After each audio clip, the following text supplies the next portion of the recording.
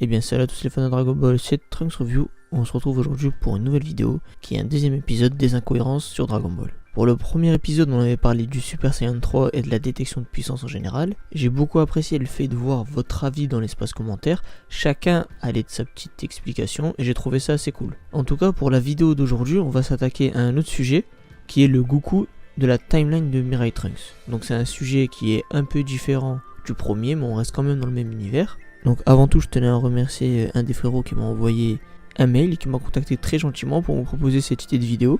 Et j'avais trouvé ça plutôt sympa, donc c'est pour ça que je décide de la faire aujourd'hui. Donc avant de parler d'une potentielle incohérence, on va remettre en place le contexte que vous connaissez sûrement tous. Donc dans la timeline de Trunks, quelques mois avant l'apparition des cyborgs, il y a Goku qui meurt d'un virus au cœur. Puis par la suite, après l'arrivée des cyborgs bien sûr, tous les guerriers de la Z-Team ils se font tuer, hormis Gohan et Trunks qui étaient trop jeunes à l'époque. Donc alors, ce qu'il faut savoir c'est que le Goku qui est mort dans cette timeline, c'est le même que celui de la timeline principale.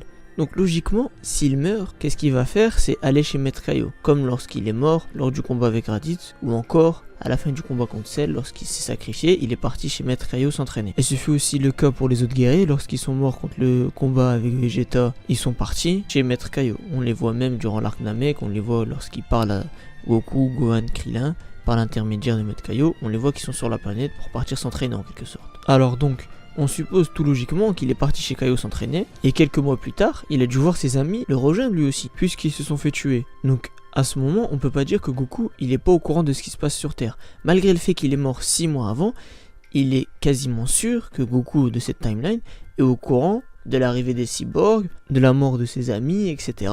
Il a suivi l'actualité en quelque sorte. Donc l'incohérence ici, c'est pourquoi Goku, qui a sûrement continué à s'entraîner chez Maître Kaio durant tout ce temps-là, n'a pas demandé une journée pour aller sur Terre et aider Trunks et son fils Gohan à battre les cyborgs. Car peut-être que le Goku de ce stade-là maîtrise que le Super Saiyajin 1, mais comme je vous ai dit, c'est le même que la timeline principale. Donc avec un peu d'entraînement, il peut rapidement atteindre le niveau des cyborgs, comme par exemple l'avait fait Mirai Trunks lorsqu'il était venu dans la timeline principale, il était parti s'entraîner dans la salle d'esprit du temps. Pour le cas de Vegeta, pourquoi lui n'est pas parti aider son fils lui aussi et Gohan, Vegeta, on peut trouver une explication puisqu'il est sûrement parti en enfer. Et j'avais cru comprendre que lorsqu'on va en enfer, je crois qu'on peut pas récupérer les corps, il y a quelque chose comme ça, il y a une histoire par rapport à ça. Donc ça peut être une explication logique pour Vegeta. Mais pour Goku, on n'a aucune explication logique. Et en plus, c'est qu'il y a de nombreuses années qui se sont passées puisque Trunks a grandi, Gohan aussi, et Goku a dû voir son fils arriver lui aussi. Donc c'est encore plus illogique en quelque sorte. Bien entendu, je sais très bien que cette histoire de un jour accordé à Goku lors du début de la saga Buu, ça a été simplement une facilité scénaristique pour qu'on puisse revoir Goku dans l'histoire en fait. Malgré le fait qu'il s'est sacrifié et qu'il est mort, ils ont accordé un jour parce que les fans ils appréciaient sûrement beaucoup Goku.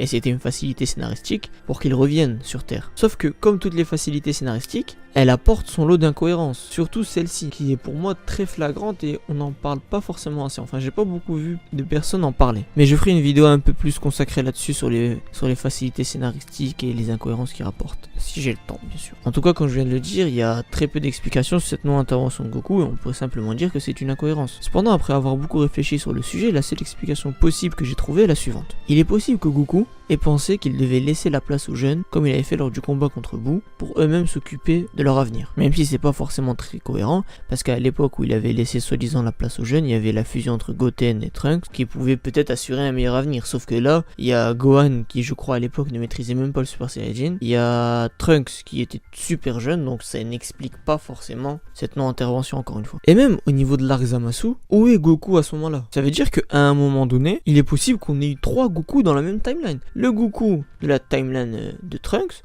le Goku celui qui vient de la timeline principale et Black Goku. C'est pour ça que moi personnellement, avant qu'on connaisse l'identité de Black Goku, je pensais vraiment que c'était celui de la timeline de Trunks. Ça serait d'une part plus simple à comprendre pour tous les fans et aussi on aurait pu avoir des explications pour savoir où il était à ce moment-là. Mais bon, malheureusement, ça n'a pas été forcément le choix qu'ont suivi les scénaristes, qui je trouve est un peu dommage. Bon, en tout cas, moi je vous ai présenté cette incohérence. Je suis très pressé de voir vous ce que vous en pensez dans l'espace commentaire. N'hésitez pas à dire si vous trouvez que c'est une incohérence, un oubli ou simplement une autre théorie. En tout cas, je suis très pressé de voir votre avis et moi je vous dis à la prochaine pour une nouvelle vidéo. Ciao.